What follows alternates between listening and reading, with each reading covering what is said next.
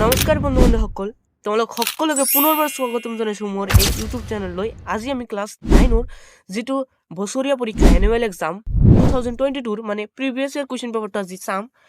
আৰু মোক ক্ষমা কৰি দিবা কাৰণ ভিডিঅ'টো বহুত পিছত আহি আছে, বহুত পলমকৈ আহিছে, তাৰ বাবে মই ক্ষমা বিচাৰোঁ। আৰু ইয়াৰ পৰা ভিডিঅ' ৰেগুলাৰ আহিয়ে থাকিব, বাট তাৰপিছত নাহিব পাৰে কাৰণ মোৰ পৰীক্ষাও আছে। চ' তোমালোকে যদি চেনেলটো নতুন হৈ থাকে চেনেলটোক ছাবস্ক্ৰাইব কৰি কাষত থকা বেল বাটনটো অল অপশ্যনত ক্লিক কৰি দিবলৈ নাপাহৰিবা। আৰু তোমালোকে এই কুৱেশ্যন পেপাৰটো তোমালোকে মোৰ হোৱাটছএপ চেনেলত পাই যাবা, যাৰ লিংক ডিছক্ৰিপশ্যনত আছে। অ'কে, এতিয়া বলা আমি প্ৰশ্নৰ ফালে চাওঁ। ইয়াত পৰীক্ষাটো 100 মাৰ্কৰ হৈছিল। ইয়াত ক বিভাগত আছে 1 নম্বৰত অতি চমুকৈ উত্তৰ লিখা। যিকোনো তিনিটা লিখিবলৈ কৈছিল যে বহল ব্যাকৰণ পুথিখন কাৰ ৰচনা, সময়ক কিহৰ লগত তুলনা কৰিব পাৰি, উৰা বাতৰি কি, কোনটো শ্ৰেণীৰ মানুহৰ শত্ৰু সৰহ, আৰু সময় কি গতিত ঘূৰে। এইবিলাকতো তোমালোকে পাৰিবাই কাৰণ শৰ্ট কুৱেশ্যন হয়। তাৰপিছত 2 নম্বৰত আছিল যে তলৰ প্ৰশ্নবোৰৰ চমু উত্তৰ দিয়া। ইয়াত যিকোনো 5টা আছিল আৰু এটা 2 মাৰ্কৰ মানে 10 মাৰ্ক ইয়াৰ পৰা আহিব। যে ব্যৱহাৰ প্ৰণালীক সামান্য কথা বুলি ওলাই কিয় কৰিব নোৱাৰি। খ নম্বৰত আছিল লক্ষণাক্ৰান্ত মানে কি। গ নম্বৰত আছিল অন্ধবিশ্বাসে সমাজত কেনেধৰণৰ সমস্যাৰ সৃষ্টি কৰিব পাৰে। ঘ নম্বৰত আছিল প্ৰাকৃতিক জগত বুলিলে কি বুজা। অংগ নম্বৰত আছিল অন্ধবিশ্বাস কুসংস্কাৰৰ চতুৰ্থ কাৰণটো লিখা। এইবিলাক সকলো তোমালোকৰ 2 মাৰ্কৰ আহিছিল। তাৰপিছত 6 নম্বৰত আছে সময়ৰ জোখ কামতেহে ঘড়ীৰ কটাডালতে নাই বুলি কিয় কোৱা হয়, আৰু বিনয় ভাৱত দান কৰিব লাগে বুলি জ্ঞানীসকলে কিয় কৈছে। তাৰপিছত আহিছিল 3 নম্বৰত যে তলৰ যিকোনো এটা কবিতাৰ মূল ভাৱ লিখা। কবিতাৰ মূল ভাৱ তোমালোকে পঢ়ি যাবা কাৰণ এইটো আহিয়ে থাকে, প্ৰতি বছৰে আহে। এইটো 2টা আছিল যে মোৰ দেশ আৰু মানৱ বন্দনা। তোমালোকে যিকোনো এটা লিখিলেই হ'লহেঁতেন। মানে তেতিয়াৰ ছাত্ৰ ছাত্ৰীক মই কৈ আছো, মানে তেতিয়াৰ ছাত্ৰ ছাত্ৰীটো এতিয়া দেখা নাই, বাট তেতিয়াৰ ছাত্ৰ ছাত্ৰীসকলে এইবিলাক পঢ়ি গৈছিল, তোমালোকেও পঢ়িছে বা। 4 নম্বৰত আছে যে প্ৰসংগত সংগতি দৰ্শাই ব্যাখ্যা কৰা।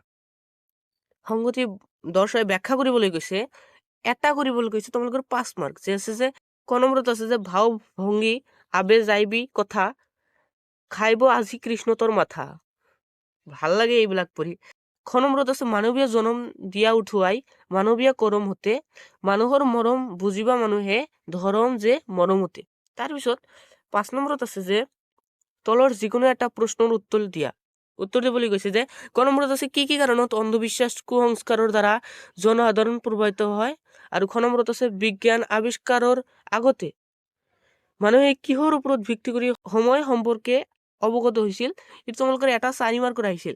তাৰপিছত 1 মাৰ্কৰ আহিছিল যে 4টা আহিছিল যে অতি চমুকৈ উত্তৰ দিয়া। 6 নম্বৰত ক নম্বৰত আছে শ্ৰীকৃষ্ণই হিকিয়াৰ পৰা লৌনো চুৰ কৰি আনি কাক দিছিল।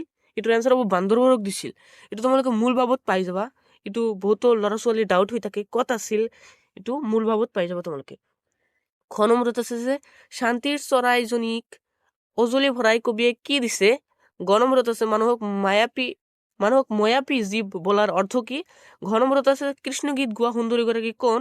অংগ নম্বৰত আছে মথনি শব্দৰ অৰ্থ কি, গাখীৰ ঘটিবলৈ ব্যৱহাৰ কৰে এবিধ সঁজুলি। এইটোতো সকলোৱে জানে। 7 নম্বৰত আছে তলত দিয়া যিকোনো এটা প্ৰশ্নৰ উত্তৰ দিয়া। এটা 5 মাৰ্কৰ আহিছিল। যিকোনো এটা কৈছে, মানে যিকোনো এটাই দিব লাগিব।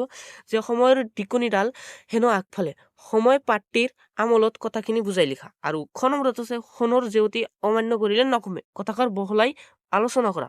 8 নম্বৰত আছে এই যে পৃথিৱী স্বৰ্গত অধিক মানুহৰ নিজাবী ঘৰ, কথাষাৰৰ অৰ্থ বুজাই লিখা। এইটো তোমালোকৰ 2 মাৰ্কৰ আহিছিল। 9 নম্বৰত আছে যে হীৰেন ভট্টাচাৰ্যৰ সম্বোধনা কৰা 2খন কাকতৰ নাম। তাৰপিছত 10 নম্বৰত আছে সময়ৰ শৰ মাৰিব নাজানিলে শৰ পশুৰ মাংস খাবলৈ আশা কৰা মিছা বুলি কিয় কোৱা হয়। 11 নম্বৰত আছে তলৰ প্ৰশ্নসমূহৰ নিৰ্দেশানুসৰি উত্তৰ লিখা। যিকোনো 5টা লিখিবলৈ কৈছে, এটা 2 মাৰ্কৰ 10 মাৰ্ক। তাৰপিছত ইয়াত আছে ক নম্বৰত আছে তলৰ যিকোনো 2টা শব্দৰ মধ্য ন আৰু দন্ত্য ন হোৱাৰ কাৰণ লিখা। সন্ধি ভংগা আছে, যিকোনো 2টা সমৰ্থক শব্দ লিখা, বিপৰীত শব্দ লিখা, এইবিলাক তোমালোকে পাৰিবা। অংগ নম্বৰত আছে ব্যাস বাক্যৰ সৈতে সমাসৰ নাম লিখা, যিকোনো 2টা। 6 নম্বৰত আছে 2টা জুৰীয়া শব্দৰ উদাহৰণ লিখা। 6 নম্বৰত আছে অনুৰূপ শব্দ কেই প্ৰকাৰে সাধিত হয় লিখা। 12 নম্বৰত আছে ভাৱ সম্প্ৰসাৰণ কৰা। যিকোনো এছোৱা ভাৱ সম্প্ৰসাৰণ কৰিবলৈ কৈছে। এইটো 4 মাৰ্কৰ আহিছিল। যে শুই থকা শিয়ালে হাঁহ ধৰিব নোৱাৰে, যত্ন কৰিলেহে ৰত্ন পায়। নাইবা তোমালোকে এইটো লিখিব পাৰা যে বিদ্যালয়ত অনুপস্থিত থকাৰ কাৰণ দৰ্শাই ছুটি মঞ্জুৰ বা মঞ্জুৰৰ বাবে তোমাৰ অধ্যক্ষ বা অধ্যক্ষা বা প্ৰধান শিক্ষক বা প্ৰধান শিক্ষয়িত্ৰীলৈ এখন আবেদন লিখা। নাইবা তোমালোকৰ এইটো আহিছিল যে অৰ্থ প্ৰকাশ হোৱাকৈ বাক্য ৰচনা কৰা। এইবিলাক বাক্য আছিল যে এৰা ধৰা, কাণৰ লাখুটি, চকু চৰহা, জয় জয়, মই। তাৰপিছত 13 নম্বৰত আছে যে তলত দিয়া যিকোনো এটি বিষয়ৰ ওপৰত ৰচনা লিখা। ৰচনা আহিছিল 8 মাৰ্কৰ তোমালোকৰ, হায়েষ্ট আহিছিল এইটো। যে ক নম্বৰত আছে তোমাৰ প্ৰিয় গ্ৰন্থ, খ নম্বৰত আছে ছাত্ৰ জীৱনৰ কৰ্তব্য, আৰু গ নম্বৰত আছে অসমৰ বানপানী। তাৰপিছত 14 নম্বৰত আছে যিকোনো দুটা প্ৰশ্নৰ উত্তৰ লিখা। এটা 3 মাৰ্কৰ আহিছিল, যিকোনো দুটা লিখিবলৈ কৈছিল যে আহোমসকলৰ আদি ভাষা কি আছিল, এইটো তোমালোকৰ বৈচিত্ৰ্যময় অসমৰ পৰা আহিছিল। আহোমসকলৰ কেইটিমান উৎসৱৰ নাম লিখা। খ নম্বৰত আছে কোচ ৰাজবংশীসকলৰ ভাষা আৰু সংস্কৃতিৰ বিষয়ে লিখা, আৰু গ নম্বৰত আছিল কোচ ৰাজবংশীসকলৰ খাদ্য আৰু সাজ পোছাকৰ বিষয়ে লিখা। তোমালোকৰ যিকোনো দুটা লিখিব লাগিছিল। আৰু 15 নম্বৰত আছে যে চমুটকা লিখা, যিকোনো দুটা চমুটকা লিখিবলৈ কৈছিল যে অম্বিকা চৰণ চৌধুৰী, খ নম্বৰত আছে সতী জয়মতী, গ নম্বৰত আছে পদ্মনাথ গোহাঁই বৰুৱা, ঘ নম্বৰত আছে অৰুণ কুমাৰ ৰয়। এটা 2 মাৰ্কৰ আহিছিল, যিকোনো দুটা লিখিবলৈ কৈছিল। তাৰপিছত 16 নম্বৰত আছে যে অতি চমুকৈ উত্তৰ দিয়া। এটা 1 মাৰ্কৰ আহিছিল। ক নম্বৰত আছে কানিয়াৰ কীৰ্তনৰ ৰচক কোন, খ নম্বৰত আছে মাধৱ কন্দলীৰ ৰামায়ণত কেইটা কাণ্ড পোৱা যায়। তাৰপিছত গ নম্বৰত আছে হেমকক্ষী, আৰু ঘ নম্বৰত আছে মাধৱ কন্দলীৰ ৰামায়ণত বৰ্তমান সন্নিৱিষ্ট কোনটো কাণ্ড শংকৰদেৱে ৰচনা কৰিছিল। 17 নম্বৰত আছে ঈশ্বৰৰ পাছতে পিতৃ মাতৃ আমাৰ মাননীয়, কথাষাৰ বুজাই লিখা। 5 মাৰ্কৰ আহিছিল। 18 নম্বৰত আছে লংকা নগৰীৰ কাষৰ বন বননিত হনুমন্তই কি কি ফল মূলৰ গছ দেখিবলৈ পাইছিল। এইটো তোমালোকৰ এইটো 3 মাৰ্কৰ আহিছিল।